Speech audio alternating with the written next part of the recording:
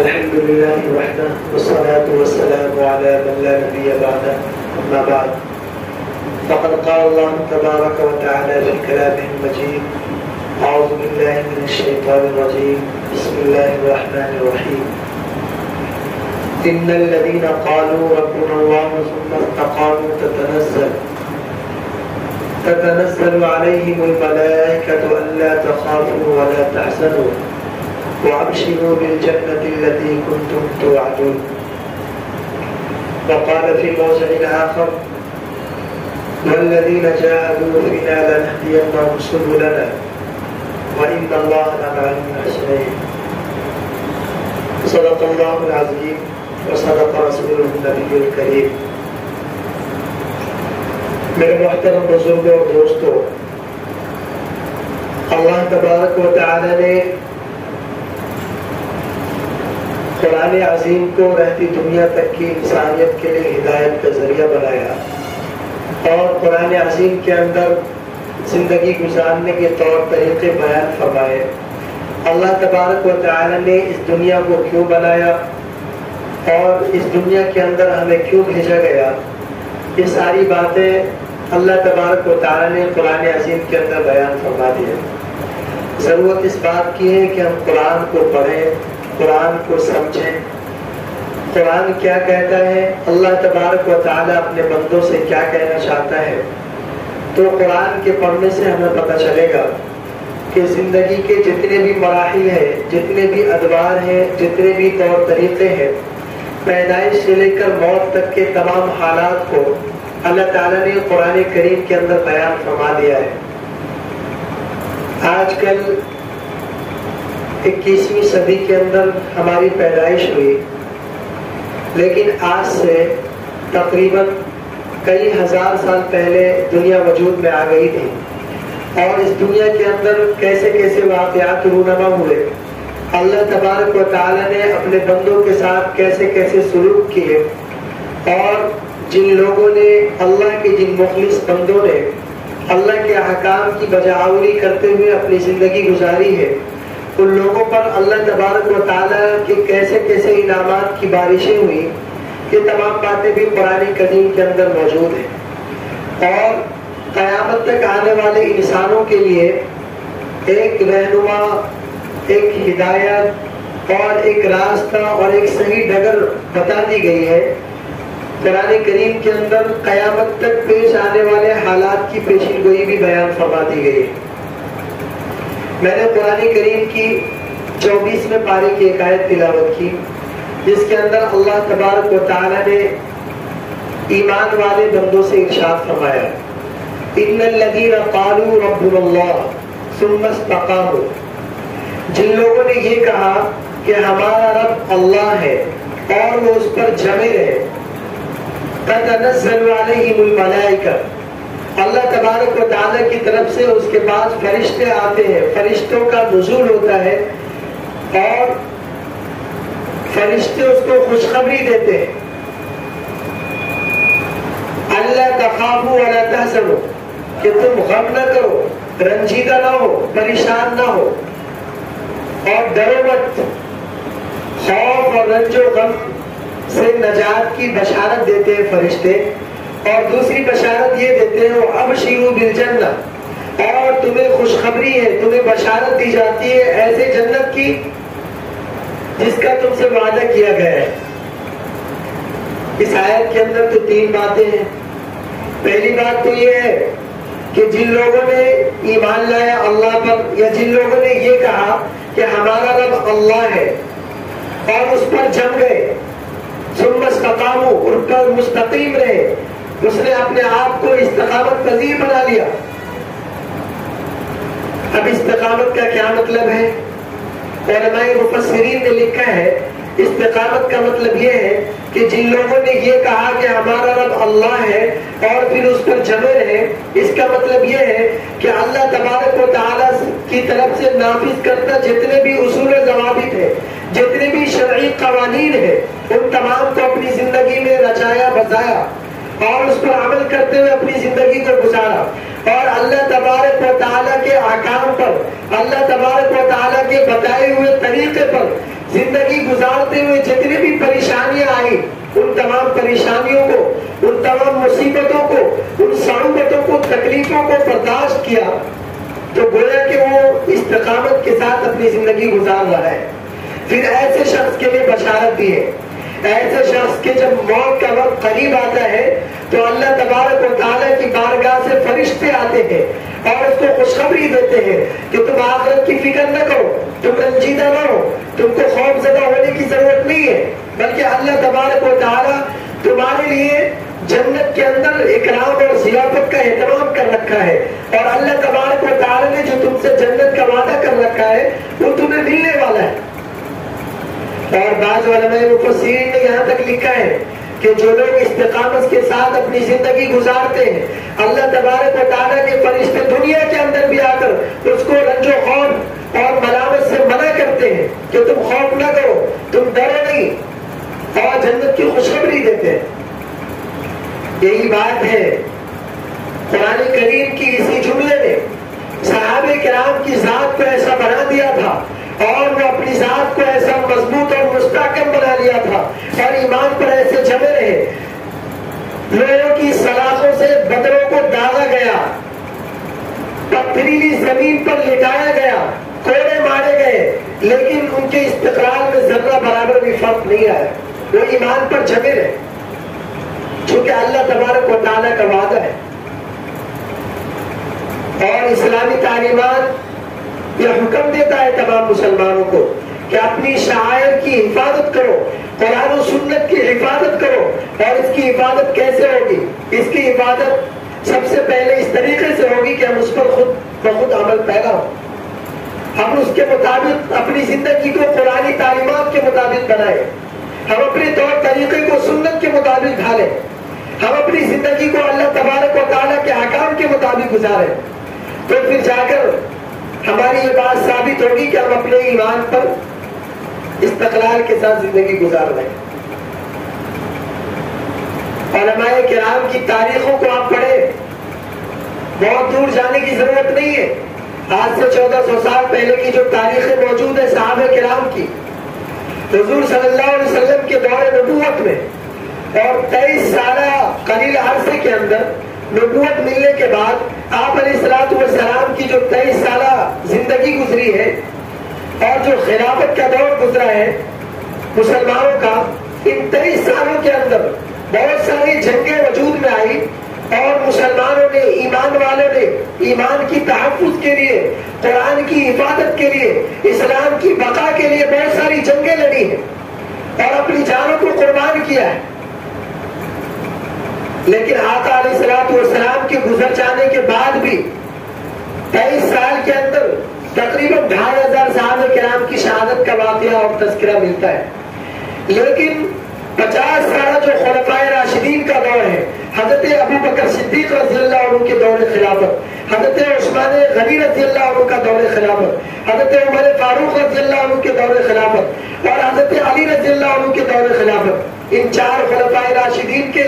خلافت کے زمانے میں جو 50 سال کا عرصہ گزرا ہے، جس کے اندر بہت ساری ایسی جنگیں ہوئی، جس کے اندر اسلام کی بقا کے لیے، اسلام کی تحفظ کے لیے، اسلامی تعلیمات کی نشو و نما کے لیے اور ایک ایک مسئلے کے لیے جنگیں ہوئی ہیں، ایک ایک مسئلے کی حفاظت کے لیے جنگیں لڑی گئی ہیں اور 50,000 صحابہ کرام نے اپنی جان کی قربانی کا نذرانہ پیش کیا صرف اسلام کی حفاظت کے لیے، ایمان کو بچانے کے لیے اپنی جان کو دینا گوارا کیا، لیکن اسلام کے تقدس کو، قرآن کے تقدس کو اور اللہ تبارک و تعالیٰ کے ایک بھی حکم کی خلاف ورزی کو برداشت نہیں کیا۔ یہ تو بہت دور کی بات ہو گئی،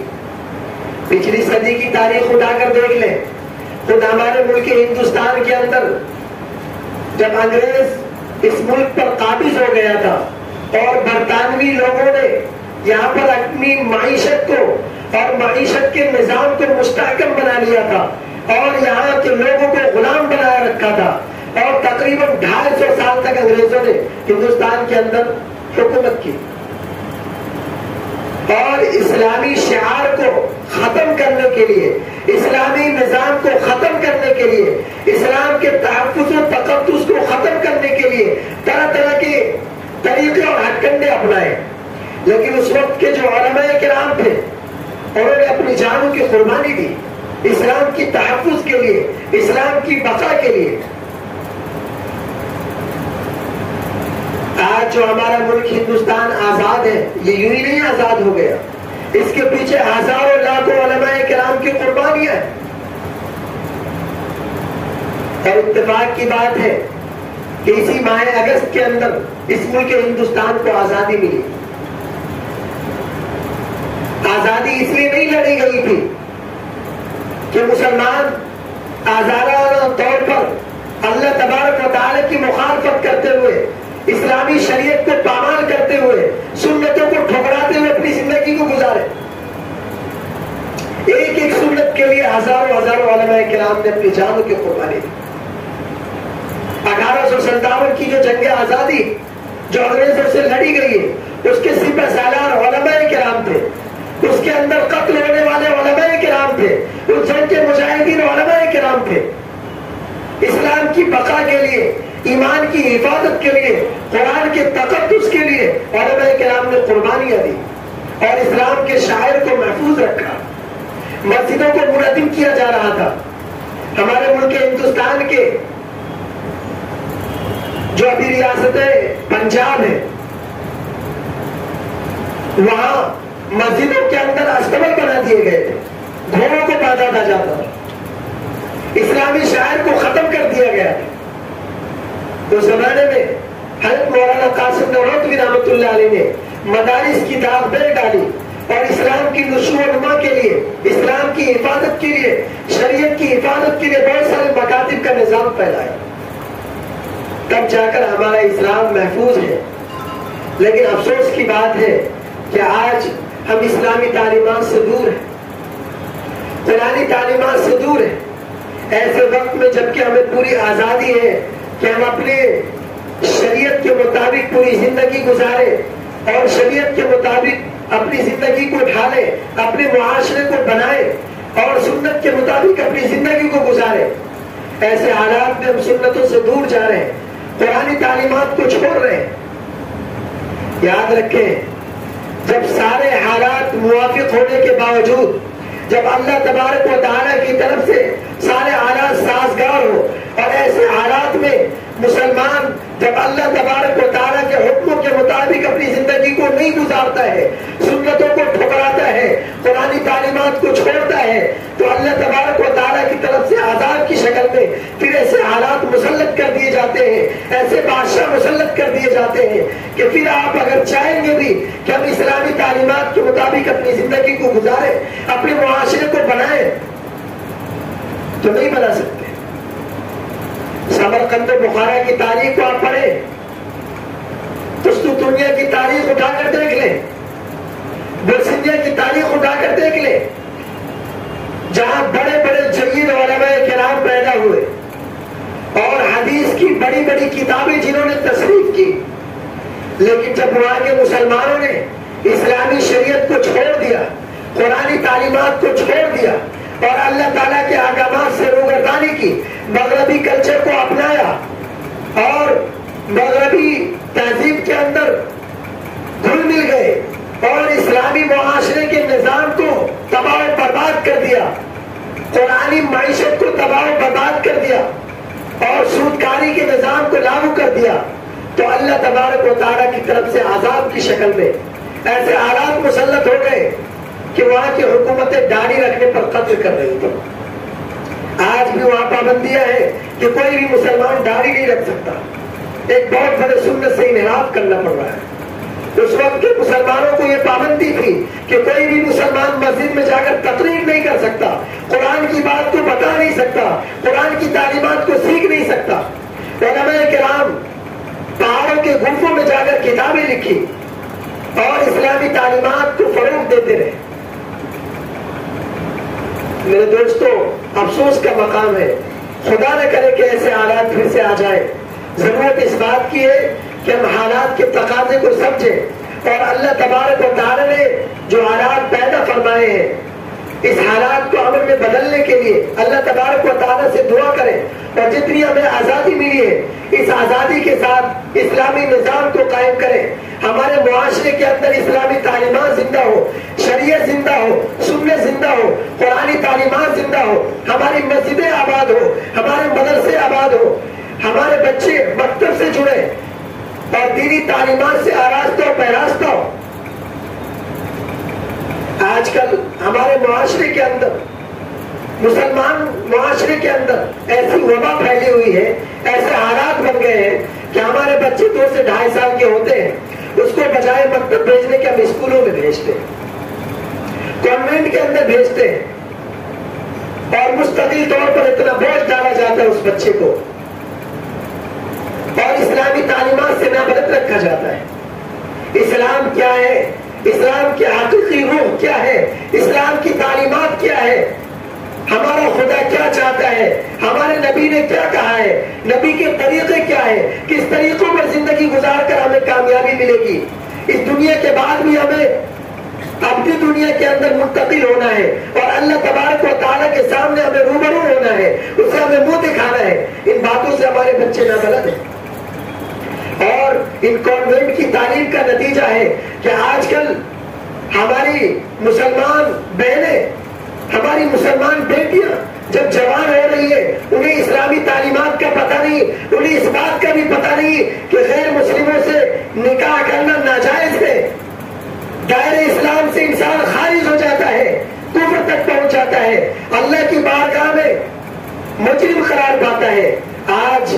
سینکڑوں واقعات ہمارے اسی ممبئی شہر کے اندر واقعات پیدا ہو رہے ہیں. بہت ساری مسلمان بہنیں غیروں کے ساتھ بھاگ کر شادیاں کر رہی ہے, غیروں کے ساتھ کورٹ میرج کر رہے ہیں. اس کے ذمہ دار کون ہے؟ سوچنے کی سمجھنے کی ضرورت ہے. اس کے ذمہ دار ہم ہیں. ہم نے ان بچوں کو جب بچے کے بچپنے کی عمر ہوتی ہے اس کے ذہن و دماغ کے اندر اسلامی تعلیمات کو نہیں ڈالا, اسلامی تعلیمات کو نہیں سمجھایا, قرآن و سنت کو نہیں سمجھایا, انہوں نے مغربی کلچر کو اپنایا, مغربی تہذیب کو اپنایا, دنیاوی رنگینیوں میں گھل مل گئے اور اسے پتہ ہی نہیں کہ اسلام کیا ہے,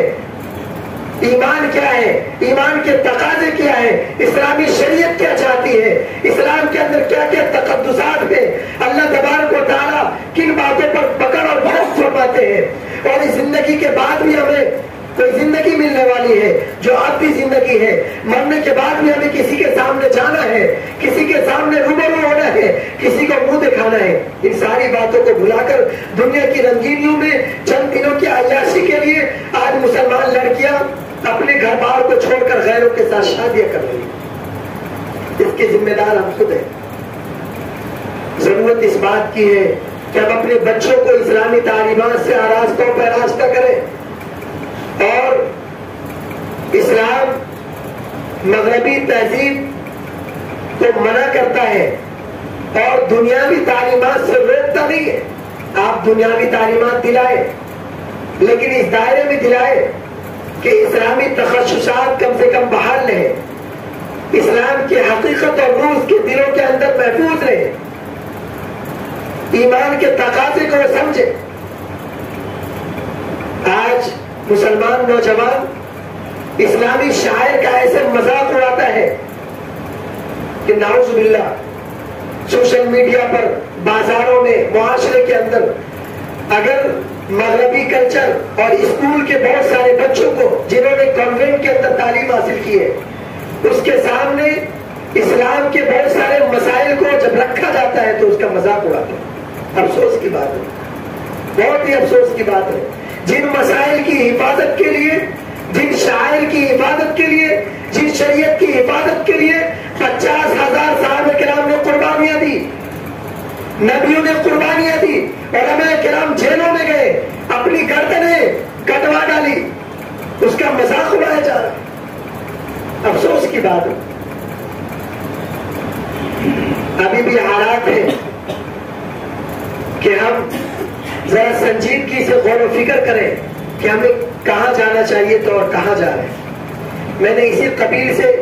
قرآن کریم کی مختلف جگہوں سے 2 آیتیں پڑھی. پہلی آیت پر مختصر روشنی ڈالی دوسری آیت کے اندر اللہ تبارک و تعالیٰ نے ارشاد فرمایا، آج کل ایک بڑا المیہ یہ ہے کہ بہت سارے مسلم نوجوان، بہت سارے مسلم معاشرے کے اندر بہت سارے ایسے لوگ جو دنیاوی کاروبار کے اندر، دنیاوی مشاغل کے اندر، دنیاوی اور مغربی کلچر کے اندر گھل مل گئے ہیں، وہ بہت سارے ایسے مسائل پر یہ بات کہتے ہیں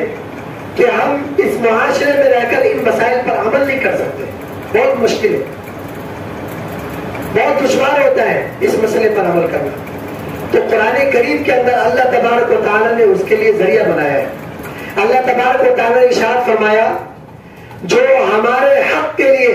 ہمارے دین کے لیے، ایمان کے لیے اور اللہ تبارک و تعالیٰ کی حفاظت کے لیے،